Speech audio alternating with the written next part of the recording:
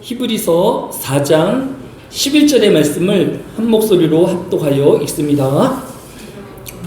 그러므로 우리가 저 안식에 들어가기를 힘쓸지니 이는 누구든지 저 순종하지 아니하는 본에 빠지지 않게 하려 함이라. 아멘.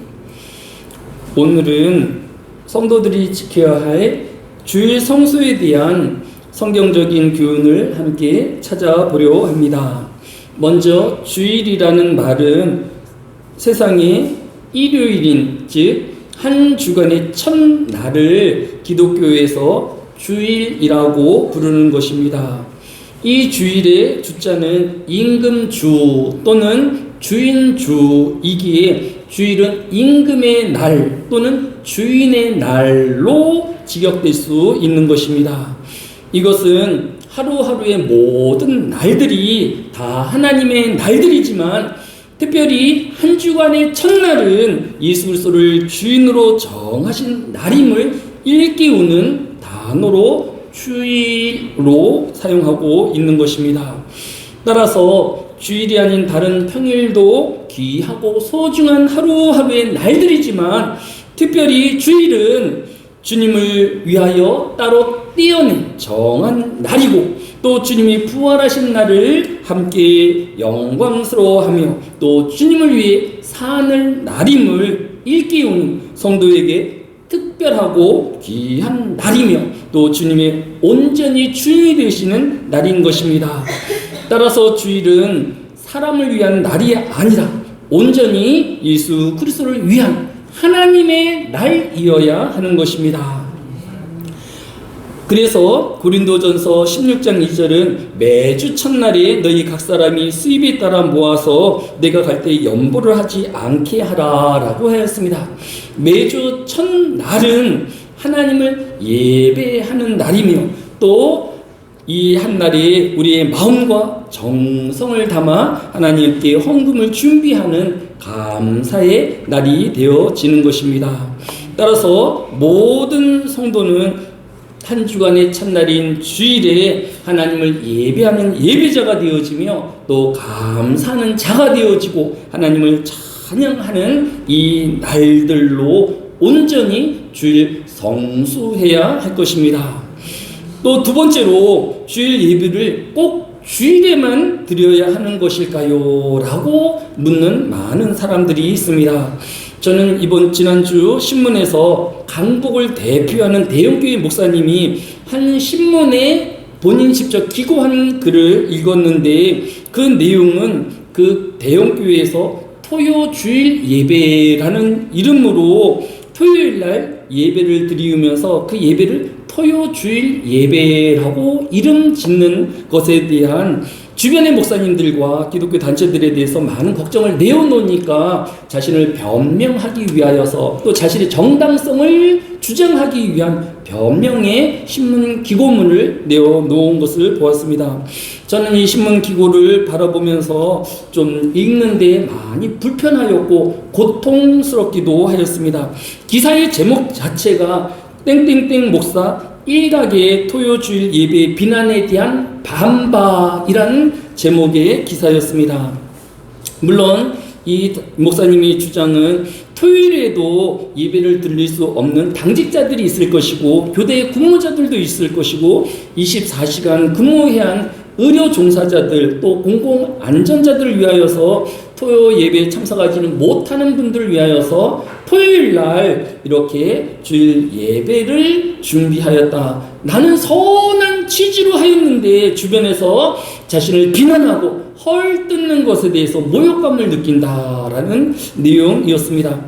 또 그는 그 자신의 그 변명글 하반부에는 우리가 지금 일요일 아침이라고 하는 이 시간은 미국으로 치면 뉴욕에서는 토요일 저녁에 해당되어지는 시간이다. 따라서 우리가 이 예배의 의미를 놔두고 날짜나 시간에 얽매이는 것은 그 본질을 놓치는 것이다 라고 해서 굳이 토요일날 주일 예배를 드리지 못할 것이 뭐가 있냐라는 변명의 글을 올려놓은 것을 볼 수 있습니다. 그러나 아무리 그럴싸한 변명과 또 어떤 근거를 대놓는다 할지라도 토요일에 드리는 예배는 토요 예배일 뿐이지 토요일에 드리는 예배가 토요 주일 예배가 되어질 수는 없는 것입니다. 우리가 수요일날 드리는 예배는 수요 예배이고 금요일에 드려지는 예배는 금요 예배라고 하듯이 토요일에 드려지는 예배는 토요 예배일 수밖에 없는 것입니다. 이름만 토요 주일 예배라 부른다고 하여서 그 예배가 주일 예배를 대체할 수는 없는 것입니다. 성경은 히브리서 10장 25절에 모이기를 패하는 어떤 사람들의 습관과 하지 말고 오직 권하여 그날이 가까움을 볼수록 더욱 그리하자라고 하였습니다. 물론 이 교회가 주일 예배를 패하자는 것은 아니지만 사람들이 개인 사정이 있으면 꼭 주일날 예배를 드리지 아니하고 토요일에 토요 주일 예배를 드릴 수도 있고 또 앞으로 확대되어지면 금요 주일 예배, 수요 금요 주일 예배로 얼마든지 이름을 바꿔서 꼭 토요일이 아닌 날에 주일 예배를 드릴 수 있다라는 쪽으로 확대되어지는 것에 대하여 우려하는 것입니다. 사람의 꾀나 또 사람을 중심으로 한 예배가 아닌 주일은 온전히 주님의 날이며 또 이 주님의 날에 모든 성도가 한자리에 모여서 그 하나님을 찬양하고 예배하는 저와 여러분이 되어야 할 것입니다. 끝으로 주일 예배에 대한 성경의 교훈은 하이델베르그 요리문답 103문에서 제4교명에서 하나님께서 원하시는 바가 무엇이뇨라고 묻고 있습니다. 이에 대한 이 하이델베르그 요리문답의 103문의 답은 첫째, 하나님께서는 말씀의 봉사와 그 봉사를 위한 교육이 유지되기를 원하시며 특히 안식인 날인 주일에 내가 하나님의 교회에 부지런히 참직하여 하나님의 말씀을 경청하고 성례에 참여하며 주님의 공적을 부르고 가난한 자들에게 기독교적인 자비를 행하기를 원하신다라고 하였습니다. 즉 주일에는 모든 성도가 하는 일을 멈추고 하나님을 예배하는 날로 삼아야 하며 두 번째로 말씀에 귀 기울이고 또 그 말씀을 실천하려는 간절한 마음으로 말씀 중심의 예배가 되어야 함을 교훈하고 있습니다. 또 하이델베르그 103문의 답 두 번째는 나의 일생 동안 악한 일들을 그만두고 주께서 그의 성신으로 내 안에서 일하시게 하며 그럼으로써 영원한 안식이 이 세상에서부터 시작되기를 원하십니다 라고 답하고 있는 것을 볼 수 있습니다. 즉 하이델베르그는 성도가 어떻게 주일을 보내야 할까에 대해서 세 가지로 정리하는데 첫째는 주일을 성수해야 합니다. 두 번째 선포되어지는 또 전해지는 말씀에 귀 기울이고 경청해야 합니다 라고 하였고 마지막 세 번째가 영원한 안식에 참여하는 자가 되어야 합니다 라고 답하고 있는 것을 볼 수 있습니다. 그러고 보면 이 강북의 대형 교회를 빼고 보면 모든 교회는 주일날 예배를 드리우고 또 말씀에 귀 기울이기 때문에 이 하이델베르그 103문의 교훈을 잘 따르고 있다라고 할 수 있습니다. 다만 이 하이델베르그 103문의 세 번째 답이 되어지는 주일날 성도들이 영원한 안식에 참여하는 자가 되어야 한다라는 점에서는 조금 더 우리가 살펴보아야 할 것입니다. 한마디로 이 안식일은 하던 일도 멈추어야 하고 또 우리가 세상에 악한 일이라고 하면 더욱더 그 일은 그만두는 날이 되어야 한다라는 것입니다. 히브리서 4장 11절 오늘 본문이 우리에게 교훈하는 바가 무엇입니까? 그러므로 우리가 저 안식에 들어가기를 힘쓸지니 이는 누구든지 저 순종하지 아니하는 본에 빠지지 않게 하려 함이라 라고 하였습니다. 오늘 본문이 안식하는 일에 힘쓰라고 되어 있습니다. 안식하는 일, 즉 첫 번째 하나님을 예배하는 것, 그 다음에 하나님의 말씀을 귀 기울이는 거, 이거 당연히 우리가 열심히 해야 되겠죠. 그런데 뭐도 열심히 하라고요? 안식하는 일에도 힘써야 된다라는 것입니다. 즉 우리가 마음의 일을 멈추고 또 쉬는 일, 또 육체의 평안함을 얻는 일, 또 우리 영혼을 편안히 하는 일에도 열심을 내어야 한다라는 것입니다. 가만히 보면 요즘 젊은이들에게 제일 힘든 말이 무엇이냐면 어떤 일을 시키고 하라고 하는 일보다 너 가만히 좀 5분만 앉아있어 라는 말이 어떻게 보면 어떤 힘든 일보다도 더 힘들어하고 괴로워하는 일인 것 같기도 한 것입니다.